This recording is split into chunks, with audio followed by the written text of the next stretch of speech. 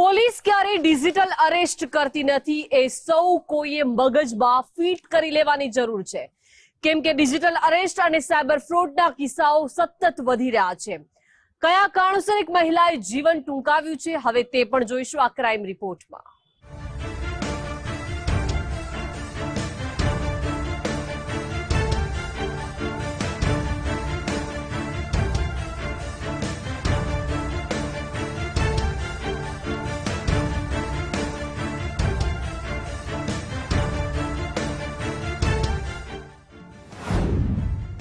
ગીર સોમનાથ જિલ્લાના વેરાવળમાં બન્યો ચોંકાવનારો કિસ્સો.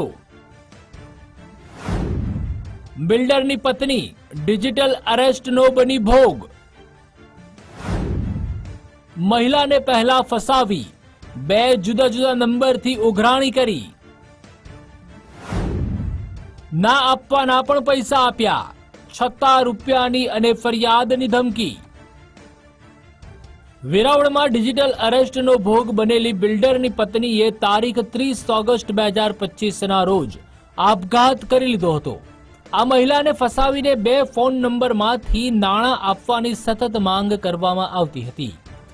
મહિલા પાસેથી QR કોડ મારફતે થોડી રકમ થઈને કુલ 1.15 લાખ રૂપિયા આરોપીઓએ પડાવી લીધા હતા.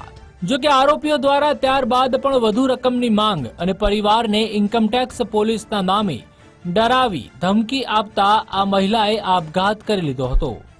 પોલીસે મહિલાને ડિજિટલ અરેસ્ટ કરનાર 2 ફોન નંબર ધારકો સામે ફરિયાદ નોંધી છે, જેમાં એક નંબર પાકિસ્તાનનો હોવાનું સામે આવ્યું છે.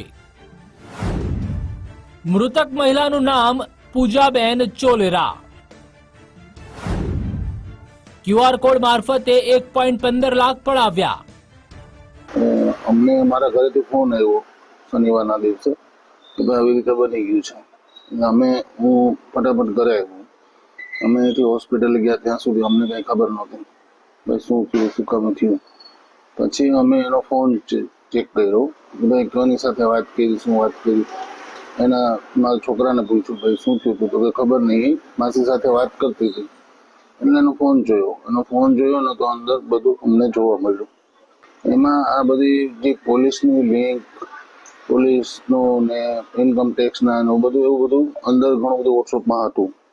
હા, બસ એ પૈસાની માંગણી હતી અને ડરાવવામાં આવતા હતા ભાઈ તમારા આખા ઘરને અરેસ્ટ કરવામાં આવશે અને તમે આમ નથી કરતા, તેમ નથી કરતા. ટૂંકમાં એવી રીતે બધું હતું. અને એના 11 ફોનો ચાલુ હતા. એના નહીં તો 150 ફોન હતા. અને જ્યારે અમે હોસ્પિટલે એને લઈ જતા હતા ત્યારે બી એના ફોન આવવાના સતત ચાલુ જ હતા.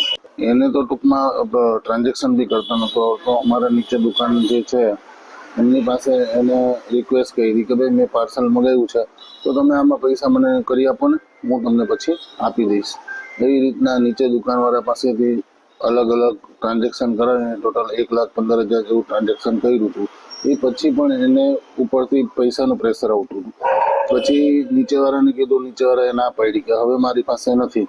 પછી અમે અહીંથી જ પોલીસને જાણ કરી હતી, બટ અહીંયા અમારી પાસે એટલો સમય નહોતો ને અહીં તાત્કાલિક અમને કીધું હતું કે જુનાગઢ જવાનું છે, એટલે અમે અહીંથી જુનાગઢ લઈ ગયા હતા. અને અહીંયા જુનાગઢની પોલીસ બી આવી હતી. પછી અહીં વેરાવળથી પોલીસ આવી હતી. અને પહેલાં અહીંથી રસ્તામાં જ અમે પહેલાં એને સાયબરમાં જ અહીંથી ફરિયાદ કરી આપી હતી. બરાબર, પહેલાં સાયબરમાં ફરિયાદ લખાવી, પછી જ્યાં જુનાગઢની પોલીસ આવી હતી, જુનાગઢ પછી વેરાવળની બી પોલીસ આવી. અમને ન્યાય મળવો જોઈએ અને ન્યાય મળવો જોઈએ, પ્લસ એની પર બી જો કાર્યવાહી થાય તો એને જોઈને બીજા 10 જણા અટકે. નકલી પોલીસનો જુઓ તામઝામ. સાવધાન ગુજરાત. શંકા જાય તો અસલી પોલીસનો સંપર્ક કરો. હવે તમારી આંખો ખોલવા આ વિડીયો પણ બતાવીએ જે મહિલાના મોબાઈલમાંથી મળ્યો છે. નકલી આરોપીઓ કેવી રીતે નકલી પોલીસ, કેવી રીતે નકલી CBIના અધિકારી બની લોકોને ફસાવે છે, તમે પણ સાંભળો. लेकिन ऐसी कंप्लेन करो कि इसका पूरा परिवार जेल के अंदर हो. मैडम, इस मैडम ने मुझे बहुत तंग कर रखा है, टैक्सी नहीं भर रही है, अपनी मनमर्जी कर रही है घर बैठकर, ये कर रही हैं, वो कर रही हैं. अच्छे से कंप्लेन करो. देख लीजिए बेटा, मैं अभी आने के ऑफिस में हूँ, ठीक है. यहाँ से आपका थोड़ा सा साइन लेना था बेटा, आपका फाइल पर साइन लेने के लिए अभी CBI ऑफिस पहुँचा हूँ बेटा, ठीक है. यहाँ से साइन પોલીસ દ્વારા આપવામાં આવેલી માહિતી અનુસાર વેરાવળમાં જમીન મકાનનો વ્યવસાય કરતા અશોકભાઈ પ્રવીણચંદ્ર ચોલેરાએ પોલીસમાં ફરિયાદ નોંધાવી છે. તેમણે જણાવ્યું હતું કે તેમની પત્ની પૂજાના મોબાઈલ નંબર પર 2 વોટ્સઅપ નંબર, એક પાકિસ્તાનનો અને બીજો ભારતના નંબર પરથી કોલ આવતા હતા. કોલ આવવાને કારણે મહિલા છેલ્લા 2 દિવસથી ખૂબ જ ટેન્શનમાં હતી. તેમના પતિના જણાવ્યા અનુસાર તે જમતા પણ સરખું ન હતા. આ બંને નંબરો પરથી તેમને પાર્સલ મોકલવા બાબતે ઇન્કમટેક્સ અને પોલીસના નામે ડરાવવામાં આવતા હતા. ધમકી આપવામાં આવી હતી કે જો પૈસા નહીં આપે તો તેમનો આખો પરિવાર ફસાઈ જશે. વેરાવળ સિટી પોલીસ સ્ટેશન ખાતે ગઈ તારીખ 5/9/2025 ના રોજ અશોકભાઈ પ્રવીણચંદ્ર ચોલેરા નામની વ્યક્તિએ એક ફરિયાદ દાખલ કરાવી છે. જે ફરિયાદ BNS ની કલમ તેમજ IT એક્ટ મુજબ દાખલ કરવામાં આવી છે. આ ફરિયાદની વિગત એવી છે કે આ જે ફરિયાદી છે તેમના પત્ની પૂજાબેન છે. પૂજાબેનને તેઓના વોટ્સઅપ મોબાઈલ પર આરોપીઓના સતત કોલ આવતા હતા કે તેઓએ પાર્સલ મોકલ્યું છે અને એ પાર્સલ અનુસંધાને તેમને ઇન્કમટેક્સ અને પોલીસના નામનો ડર બતાવી એમને ગમે તે રીતે તેઓ હેરાન પરેશાન કરતા હતા અને એમની પાસે પૈસાની માંગણી કરતા હતા. એ બાબતથી એમણે ત્રાસ સહન ન થતા પોતે અચાનક જ એમણે ઝેરી ટીકડા ખાઈ અને પોતાના જીવનનો અંત આણ્યો છે.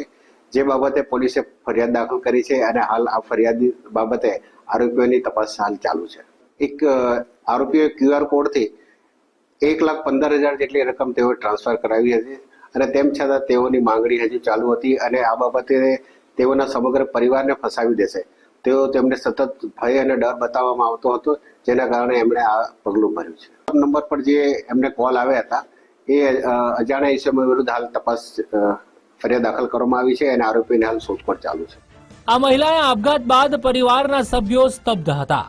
જોકે ત્યારબાદ આપઘાતનું કારણ જાણવા વિવિધ તપાસ શરૂ કરાઈ હતી, જેમાં મહિલાનો ફોન ચેક કરતા આ ડિજિટલ અરેસ્ટ અને સાયબર ફ્રોડ સામે આવ્યું હતું.